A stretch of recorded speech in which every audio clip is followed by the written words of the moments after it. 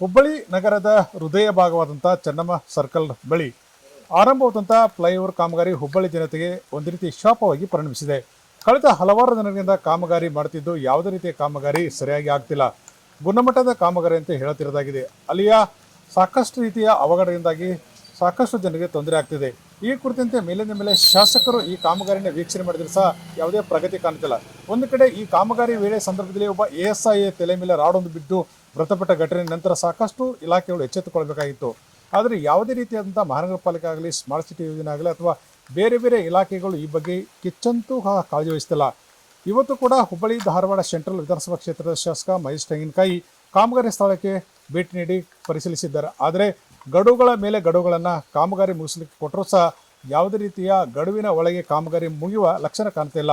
ಸಾಕಷ್ಟು ಸಾವು ನೋವುಗಳು ಅಥವಾ ಸಾಕಷ್ಟು ಜನಜೀವನಕ್ಕೆ ತೊಂದರೆ ಆಗ್ತಕ್ಕಂಥ ಸಾಧ್ಯತೆ ಇದ್ದರೂ ಸಹ ಈ ಬಗ್ಗೆ ಸಂಬಂಧಪಟ್ಟ ಅಧಿಕಾರಿಗಳಿಗೂ ಯಾವುದೇ ರೀತಿಯ ಸರಿಯಾದ ಕಾಳಜಿ ಇಲ್ಲ. ಅದರಿಂದ ಮುಂದಿನ ದಿನಗಳಲ್ಲಿ ಇನ್ನಷ್ಟು ಅವಘಡ ಮತ್ತು ಸಾರ್ವಜನಿಕರ ತೊಂದರೆ ಆಗುವ ಮುನ್ನವೇ ಎಚ್ಚೆತ್ತುಕೊಳ್ಬೇಕಾದ ಅಗತ್ಯ ಇದೆ.